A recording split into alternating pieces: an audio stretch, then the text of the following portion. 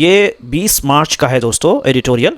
ठीक है, कल 21 मार्च था और आज 22 मार्च है और आज तो एडिटोरियल नहीं आया है, तो मैं 2 दिन से नहीं आ चुके दोस्तों, हमारे यहाँ ईद हो रही थी और मैं थोड़ा बिजी था। चलिए हम इसको पढ़ेंगे दोस्तों। नए तो चैनल को जरूर सब्सक्राइब करिए। देखिए मैंने सारे एडिटोरियल को इधर डाल दिया है आपके लिए। उसके बाद मैंने ट्रांसलेशन भी डाल दिया आपके लिए दोस्तों, ये ट्रांसलेशन है यहाँ पर। उसके बाद यहाँ पर दोस्तों पूरे फ्रेजेस है इसके अंदर, जो भी फ्रेजेस आए हैं, इडियम्स, बहुत सारे इडियम्स होते हैं एडिटोरियल में, पढ़ना चाहिए इसको, पूरे को पढ़िए दोस्तों, पूरे को समझने की कोशिश करिए। और एक साहब ने मुझसे ये सवाल किया था कि सर आप पढ़ाते रहे हो एडिटोरियल, लेकिन हमें इंडिपेंडेंट कैसे होना है कि हम एडिटोरियल को खुद से पढ़ सकें, वो उन्होंने मुझे कमेंट करके बताया था। देखिए दोस्तों, मैं आपको बारे में बतला देता हूँ। मैंने कोई सिर्फ इंग्लिश में डिप्लोमा किया है दोस्तों, लेकिन जो मैं एडिटोरियल पढ़ पा रहा हूँ वो सिर्फ मेरा अपना शौक था दोस्तों। देखिए हमारे एक टीचर थे, मैं आपको एक चीज़ बतला देता हूँ फिर शुरू करता हूँ आपके लिए। हमारे एक टीचर थे दोस्तों, वो कहते थे, हमारे एक अरबिक जिससे मैंने पढ़ा है, अरबिक ट्रांसलेशन मैंने पढ़ा देवबंद के अंदर दोस्तों। अगर आपने देवबंद का नाम सुना हो, यूपी के अंदर एक सिटी है देवबंद, है ना, तो वहाँ से मैं पढ़ा हुआ, दारुल देवबंद से मैं पढ़ा। उसके बाद मैंने इंग्लिश, मुझे पढ़ने की इच्छा हुई कि इंग्लिश पढ़ेंगे, तो उसके अंदर वो मुझे मैंने उनसे इंग्लिश अरबिक हम लोग पढ़ते थे, अरबिक न्यूज़पेपर सीखते थे हम लोग। वो एक वर्ड कहा करते थे दोस्तों कि ज़िंदगी में always pick up the difficult thing, हमेशा मुश्किल चीज़ें उठाओ, आसान चीज़ें खुद ब खुद हल हो जाती हैं। लेकिन हमारे अंदर प्रॉब्लम क्या है दोस्तों, हम ये समझते हैं कि एडिटोरियल की इंग्लिश पता नहीं कैसी इंग्लिश है यार, उतनी तो मुझे नहीं आती है, उतने लेवल का मैं नहीं हूँ। क्या है भाई, आप अब देखिए, ये मैं एडिटोरियल की इंग्लिश है, क्या वर्ल्ड का मतलब पता नहीं आपको? अगर पेज का मतलब नहीं पता है तो गूगल में जाओ, है ना, गूगल में जाके पूछो, डिक्शनरी उठा को पेज का मतलब क्या, द वर्ल्ड पेज, दुनिया देती है। अब यहाँ समझना है आपको, दुनिया क्या देती है भाई, तो यहाँ पे दुनिया देती है यानी दुनिया कीमत अदा करती है। ट्रंप मस्ट, क्या मस्ट का आपको पता नहीं है? मेक श्योर का मतलब पता नहीं है क्या आपको? इजराइल ईरान का नहीं पता है? स्टॉप टारगेटिंग का मतलब नहीं पता है? तो आपको मैं बता दूं, जब मैं मुंबई गया दोस्तों, मुंबई में मैंने इंग्लिश सीखा है 2 साल का, सिर्फ मैंने डिप्लोमा किया बरोबर तरीके से। डिप्लोमा करने में सिर्फ 1 घंटा पढ़ाई नहीं की, हम लोग पूरे दिन पढ़ाई करते थे, ठीक है ना, वो होता है डिप्लोमा का मतलब। वहाँ पे मैंने किया, आप यकीन जानिए मेरा ABCD मुझे बिल्कुल नहीं आती थी। वहाँ पे जाने के बाद मैंने 1 हफ्ता पढ़ा, 1 हफ्ता का जब मैं शुरू हो गया था, उसके दूसरे दिन मैंने कहा कि what is the most difficult things can be in English language. So people said like newspaper, कि न्यूज़पेपर, आप यकीन जानिए फ्रॉम मैं टाइम्स ऑफ इंडिया गया, पढ़ना शुरू किया। पहले पढ़ता रहा, पहले हफ्ता में खाली कुछ भी समझ में नहीं आता था मेरे को, फिर भी मैं डिक्शनरी लेकर के, उस टाइम पे चलती थी, मैं 2018 या 19 की मैं बात कर रहा हूँ, नहीं सॉरी 2013 की। उस टाइम पे जो हमारे पास मोबाइल था, उसके अंदर सारे डिक्शनरीज थे, वो मैं एक एक को हल करता था बार बार बार बार। और अभी भी मैं पढ़ता हूँ दोस्तों।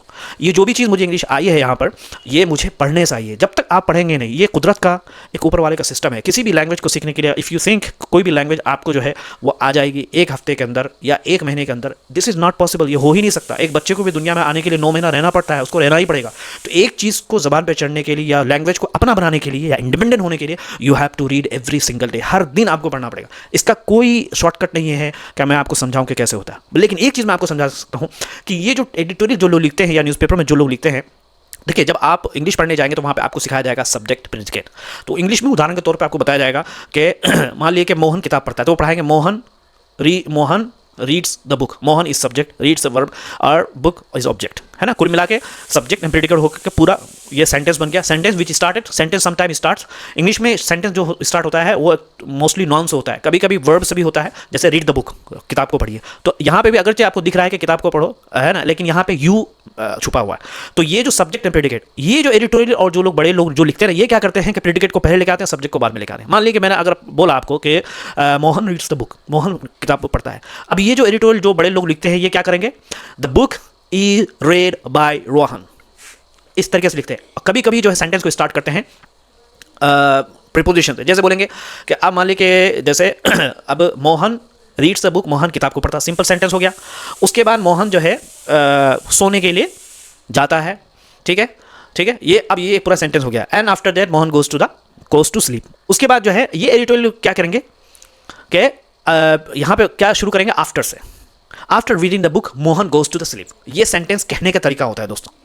अच्छा, और इसी तरीके से बोलते हैं with reading books Mohan went to the sleep, इस तरीके से बोलते हैं। तो इसमें क्या है, सब्जेक्ट को कभी बाद में लेकर आते हैं, ऑब्जेक्ट को पहले बाद में लेकर आते हैं। ये समझ में, ये लैंग्वेज का जो मिजाज जिसको बोलते हैं, नेचर, वो आपको समझ में आएगा जब बार बार आप पढ़ेंगे। हो सकता है पहले दिन आपको एडिटोरियल समझ में ना आए, फिर भी पढ़ो, दूसरे दिन समझ में ना आए, फिर भी पढ़ो। आप बार बार जब आप पढ़ोगे, आपको मैं बताता हूँ गारंटी के साथ, महीना गुजरेगा, 2 महीना गुजरेगा, 3 महीना गुजरेगा, 4, 5वें महीने में आप पूरे एडिटोरियल की वाट लगा देंगे। और आजकल टेक्नोलॉजी इतनी हाई हो चुकी है दोस्तों, कुछ भी आप डालें, अब मान लीजिए बर्ड्स का गूगल आप ट्रांसलेट में डाल सकते हैं, वहाँ पे समझ में आ रहा है। ChatGPT आ गया दोस्तों, वहाँ समझ में नहीं आता है, वहाँ पे समझिए। लेकिन इंडिपेंडेंट होने के लिए कितनों ही आप समझने, कितनी टेक्नोलॉजी का आप इस्तेमाल करें, लेकिन इंडिपेंडेंट होने के लिए यू हैव टू रीड। यहाँ पर आपके पास कोई ऑप्शन नहीं है दोस्तों, यू हैव टू रीड। उसके बाद जो है ग्रामर आप पढ़ें। ग्रामर के चक्कर में ज़्यादा मत पढ़िए, अगर आप वाकई इंग्लिश सीखना चाहते हैं तो।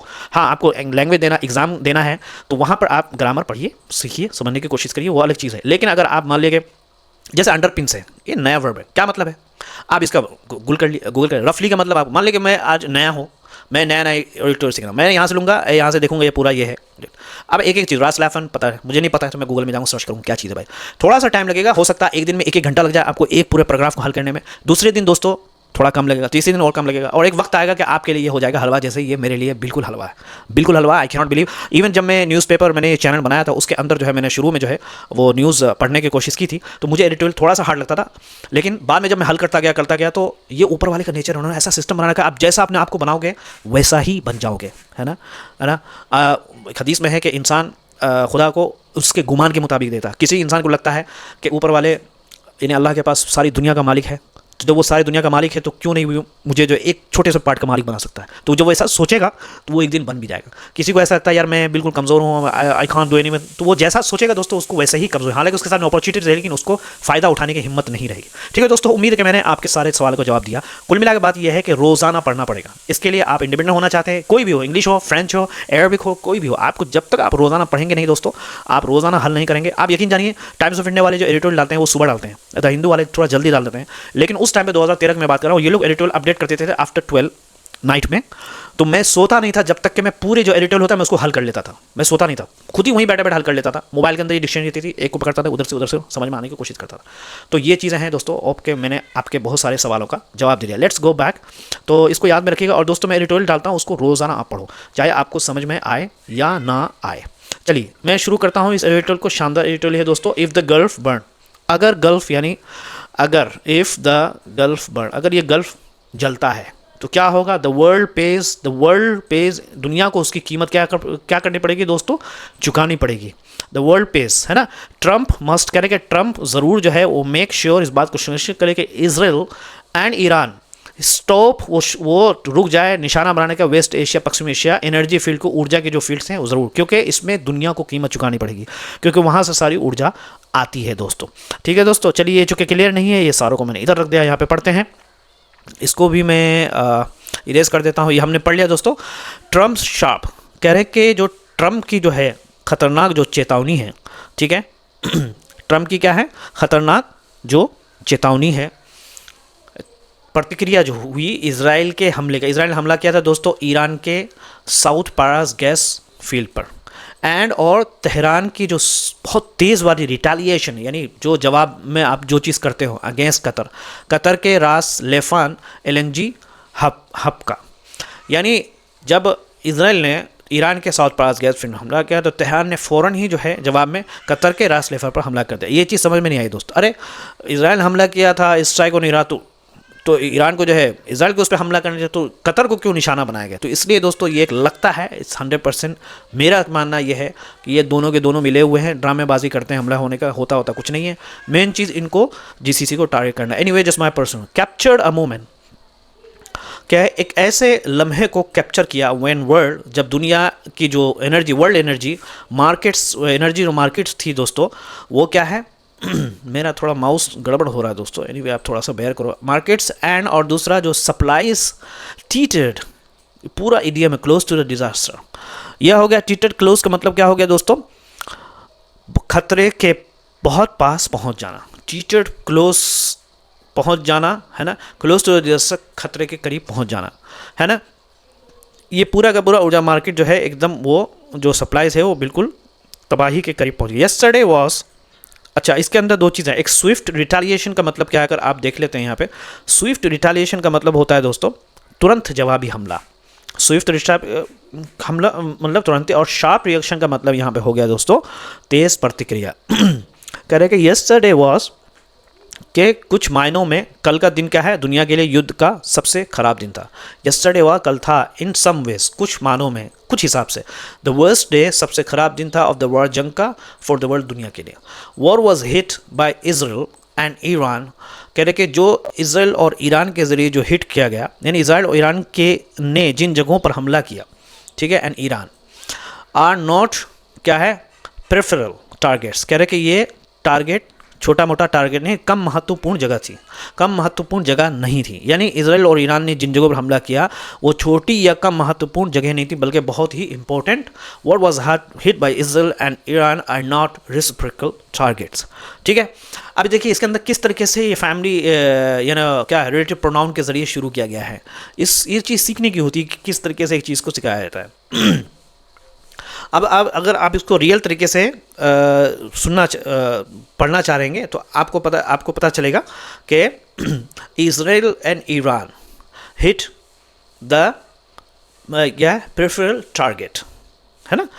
Israel and Iran hit the peripheral target. Israel Iran दोनों ने महत्वपूर्ण जगह पर टारगेट निशाना बनाया, लेकिन इसको कहने का तरीका देखिए क्या है। What was hit by Israel and Iran are not peripheral target, के कम महत्वपूर्ण जगह नहीं थी, है ना। Israel and Iran hit the क्या बोलते हैं very hit the places which are not peripheral target. ये इस सेंटेंस होगा।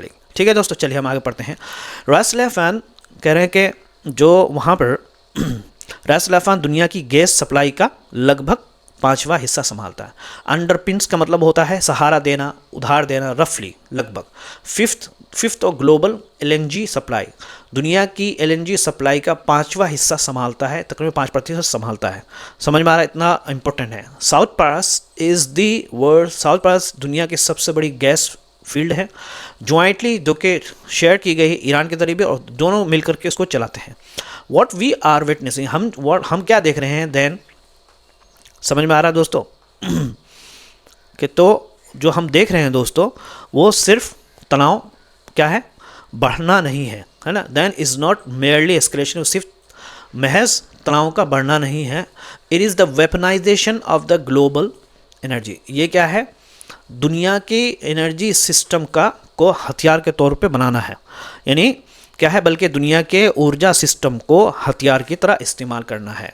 ऊर्जा ग्लोबल एनर्जी सिस्टम को किसके वेपनाइजेशन के, किसको वेपनाइज कर रहे हैं, ग्लोबल एनर्जी सिस्टम को।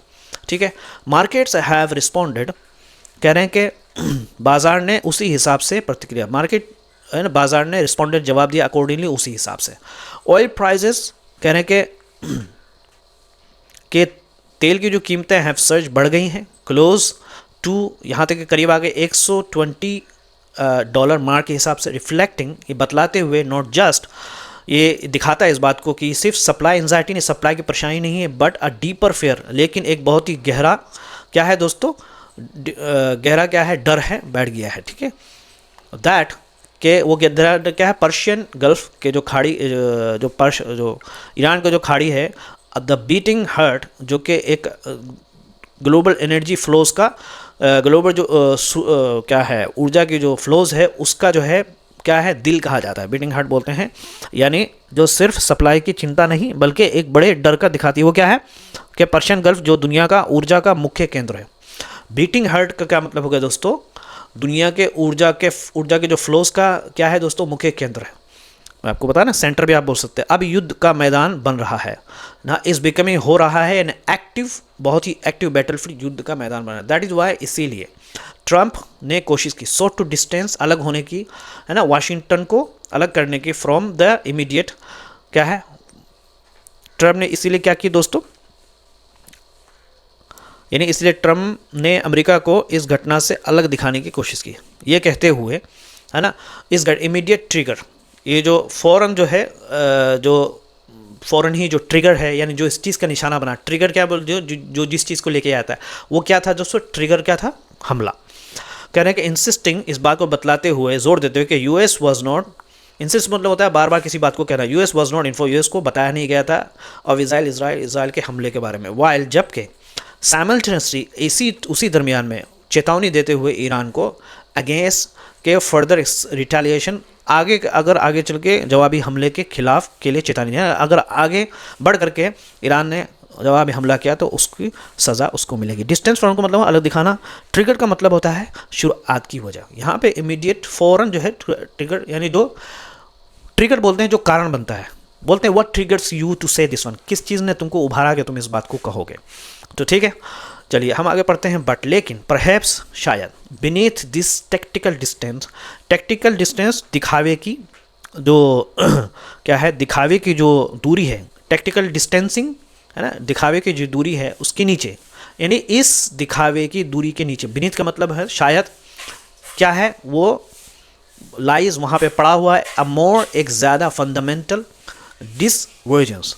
क्या पड़ा हुआ है दोस्तों कि एक छोटी, एक पीछे एक बड़ा अंतर छुपा हुआ है। डिसवर्जेंस बीनीथ का मतलब हो गया आपको पता है नीचे, और डिसवर्जेंस के मतलब फ़र्क, कि एक छोटी सी क्या है एक बड़ा अंतर छुपा, फंडामेंटल बोलते हैं अंदरूनी जो अंतर होती है, जो बेस का जो अंदर बुनियादी अंतर है वहाँ पे छुपी हुई है, यानी लेकिन शायद इस दिखावटी दूरी के पीछे एक बड़ा अंतर छुपा है। वो क्या है दोस्तों, कह रहे कि अब तक until now Washington and Tel Aviv, Washington और टेल अवीव हैव ऑपरेटेड, उन्होंने काम किया है इन टेंडम, टेंडम बोलते हैं दोस्तों साथ साथ, है ना, अगेंस्ट ईरान, ईरान के खिलाफ। पैरेलल कैंपेन यानी साथ में चलने वाला जो अभियान है ये एक साथ मिलकर चला, इन एग्जीक्यूशन के अभियान को एक साथ काम उसके अंदर अंजाम दिया गया। इफ़ नॉट, है ना, कि अगरचे यानी साथ साथ काम कर रहे थे, उनके काम मिलते जुलते थे, है ना, अलाइन एग्जीक्यूशन, एक्सिक्यूट बोलते हैं किसी काम को अमल में लाना। अब आपने काम सोचा है लेकिन उसको अमल में लाएंगे तो उसको एक्सिक्यूट बोलते हैं, तो साथ में मिलकर एक्सिक्यूट किया। अगरचे है उनके काम मिलते, लेकिन भले ही सोच पूरी तरह एक जैसी नहीं है। इफ़ नॉट, अगर ना हो इंटायरली पूरी तरीके से, इन इंटेंट के अलाइंड यानी एक साथ ना हो पूरी तरीके से, इंटेंट, इंटेंट बोलते हैं इरादे में, यानी सोच भले ही उनकी एक जैसी ना हो लेकिन काम जो है वो सब मिल करके ही कर रहे हैं। क्योंकि दैट अलाइनमेंट, कि ये जो क्या है दैट अलाइनमेंट, ये अब ये साथ काम करना जो है कमज़ोर होता दिखा है। कहने कि ये जो साथ मिलकर दैट अलाइनमेंट ना हो, अपीयरेंट दिख रहा है स्ट्रेंथ, तनाव वाला, यानी कमज़ोर। स्ट्रेंथ बोलते हैं तनाव या कमज़ोर। ट्रंप इज़ अ बिजनेसमैन, करें कि ट्रंप जो है एक व्यापारी है पहले। सो हिज ऑब्जेक्ट, उनका जो लक्ष्य है इज़ ट्रांजैक्शनल, सौदे वाला है, एंड राजनीतिक है। रिजीम रिकलेबरेशन इन तेहरान, रिजीम को दोबारा उसको क्या बोलते हैं ईरान की सरकार में बदलाव करना, रिकलेबरेशन बोलते हैं दोस्तों। रिजीम रिकलेबरेशन, रिजीम को दोबारा बनाना, यानी ईरान की सरकार में बदलाव तेहरान के अंदर। आइडियली ये अगर वैचारिक रूप से देखा जाए तो वन प्लाइन टू अमेरिकन इंटरेस्ट, कि ये प्लाइन का मतलब क्या होता है दोस्तों, आसानी से मानने वाला है अमेरिका के हितों के लिए। यानी ट्रंप जो है, मैं एक बार समझा देता हूँ कि ट्रंप क्या है, एक व्यापारी हैं, इसलिए उनका लक्ष्य जो है सौदे और राजनीतिक से जुड़ा हुआ है। ईरान की सरकार में बदलाव करना ताकि वो अमेरिका के हिसाब से काम करे, है ना। ये क्या है, प्लाइन का मतलब यह होता है आसानी से मानने वाला हो, यानी वो आइडियली वन प्लाइन ऐसी सरकार हो जो कि अमेरिका के हितों के लिए क्या है, अमेरिका के हितों को मानने वाला हो, अमेरिका के हिसाब से चलने वाला। इजराइल्स एम, इजराइल का जो मकसद है इज़ फार मोर एब्सोल्यूट, यह और ज़्यादा सख्त है। क्या है, इजराइल का जो लक्ष्य है और भी सख्त है, वो क्या है, फार मोर एब्सोल्यूट, है ना, बहुत ज़्यादा है। मोर एब्सोल्यूट यानी यकीनी से भी ज़्यादा, यानी बहुत ज़्यादा सख्त है। पूरा का पूरा आप देख लो, याद कर लो इसको, ठीक है। क्या है वो, क्या है उनका मकसद, क्या है, the dismantling of the regime. उनका मकसद क्या है दोस्तों, उनका लक्ष्य क्या है कि पूरी सरकार को ख़त्म करना। डिसमेंटलिंग का मतलब होता है ऑफ द रिजीम इटसेल्फ, यानी खुद ही पूरे सरकार को ही ख़त्म करना। वेयर ट्रंप जो है सीक्स लेवरेज, और ट्रंप का जो है वो दबाव बनाना चाहते हैं, वो मांगते हैं लेवरेज, दबाव बनाना, यानी इजराइल सीक्स फाइनलिटी, और इजराइल जो है वहीं इजराइल पूरी तरह ख़त्म करना चाहते हैं। सीक्स वो मांगते हैं फाइनलिटी मतलब फाइनल हो जाए, यानी दोनों के वो लेवरेज का है ना, लेवरेज का मतलब होता है दबाव या फ़ायदा देना, फ़ायदा लेना, फ़ायदा लेते हैं इस हालात का। ट्रंप जो है वो दबाव बनाना चाहते हैं, इजराइल जो है वो क्या है, अंतिम पूरा ख़त्म करना ही चाहता है। कहते हैं दिस क्या है, डिवर्जेंस कह रहे हैं कि ये जो फ़र्क है इज़ बिगिनिंग टू सरफेस, ये शुरू हो रहा है दिखना अमेरिका के क्या है घरेलू राजनीतिक में भी ये दिख रहा है। घरेलू राजनीतिक में क्वेश्चंस आर बीइंग रेज, सवाल पूछे जा रहे हैं विद इन ट्रंप के अपने ही लोगों के अपने ही बेस पे, अपने ही ठिकाने पे, अबाउट वेदर, किस बारे में, कि वेदर कि क्या यूएस इज़ बीइंग ड्रॉन, कि यूएस को डाला जा रहा है इनटू और एक जंग के अंदर, नॉट इंटायरली इट्स ऑन, जो कि पूरा का पूरा उसका अपनी जंग नहीं है। लोग ये पूछ रहे हैं कि भाई यूएस कर क्या रहा है इसके अंदर, इसराइल की वजह से क्या इसके अंदर वो जंग में ढकेल रहा है इसको। एट द सेम टाइम उसी वक्त में इसराइल दिखता है फुली कमिटेड, पूरी तरीके से फुली कमिटेड, पूरी तैयार, विविंग देखते हुए द कन्फ्लिक्ट यानी लड़ाई को एज अ हिस्टोरिक, ऐतिहासिक अपॉर्चुनिटी, मौका टू क्या है न्यूट्रलाइज, है ना, ईरान डिसिसिवली, कि ईरान को ख़त्म कर दें डिसिसिवली, पूरी तरीके से। समझ में आ रहा कि ईरान को पूरी तरह क्या है कमज़ोर कर लें। फुली कमिटेड पूरी तरह तैयार हैं कि युद्ध को एक बड़ा मौका मान रहा है कि ईरान को पूरी तरीके से कमज़ोर करने का, है ना। न्यूट्रलाइज का मतलब होता है किसी चीज़ को कमज़ोर करना, ईरान को पूरी तरीके से, उनको डिसिसिवली खतरनाक तरीके से। फॉर तेहरान, तेहरान के लिए द स्टेक्स, कह रहे हैं कि तेहरान के लिए ये जीवन मरण का सवाल है। स्टेक्स बोलते हैं दोस्तों कि स्टेक्स का लिटरल अगर मतलब देखेंगे तो वो दाव या जुए में लगने वाली रकम होती है, यानी जो पैसे होते हैं उसको स्टेक्स बोलते हैं, यानी जो आप हारने या जीतने वाले होते हैं। लेकिन अगर यहाँ पे इसका पूरा मीनिंग समझा जाए तो यहाँ पे इसका मतलब ये होता है कि जो भी बहुत बड़ा जोखिम या गंभीर परिणाम दांव पर लगा हो, जैसे किसी का भविष्य, जीवन मरण, या स्टेक्स का मतलब ये हो जाएगा। आर एग्जिस्टेंशियल, क्या है, जीवन मरण का सवाल है, एक सब मौजूद है ये तेहरान के लिए। प्रॉम्प्टिंग, वो उस बात को उकसा रहा है, यानी आ विलिंगनेस कि वो राज़ी हो जाए टू एस्केलेट, बढ़ाने का, यानी जंग को बढ़ाने का, इवन एट द कॉस्ट, यहाँ तक कि वो इस कीमत पर भी हो, डिस्टेबलाइजिंग, अस्थिर करने का, द वेरी एनर्जी जो नेटवर्क है, ऊर्जा के जो नेटवर्क्स है जिस पर वो रिलाइज ऑन, जिस पर वो निर्भर होता है, इवन वो डिस्टेबलाइज हो जाए, that is okay, but we will not, Iran ने कहा है कि हम इस जंग से पीछे नहीं हटेंगे। That is what makes this movement so precious. This is, कह रहे कि यहाँ पे जब दोनों पार्टी, इसराइल जब ऐसी हो और ईरान भी दोनों पार्टी हो, यह बनाता है इस वक्त को बहुत सो पेरिलस का मतलब होता है खतरनाक। रेशनल रेस्टोरेंट, कह रहे कि इसके अंदर जो समझदारी वाली जो होनी चाहिए, इसराइल और ईरान से समझदारी की उम्मीद पक्की नहीं।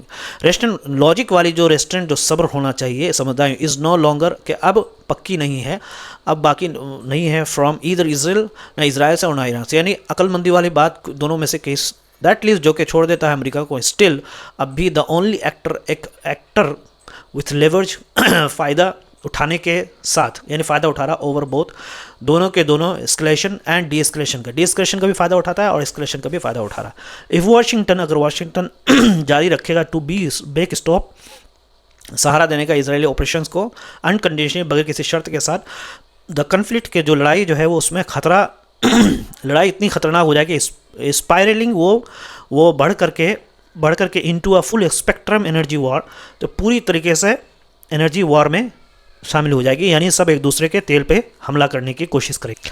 ये दैट लीव्स जो अमेरिका है, इसका पूरा ट्रांसलेशन मैं कर देता हूँ कि इससे अमेरिका जो है ही बचता है, यानी छोड़ देता है अमेरिका को, उनका बचता है, लेकिन जिसके पास हालात को बढ़ाने या कम करने की ताकत है ना। स्टिल द ओनली एक्टर, ये एक एक्टर है जो कि विथ लेवरेज के फ़ायदे के साथ ओवरबोथ के इस चीज़ को उसके अंदर ताकत है कि वो एस्केलेशन भी करे, हालात को बढ़ाए या डी एस्केलेशन भी करे।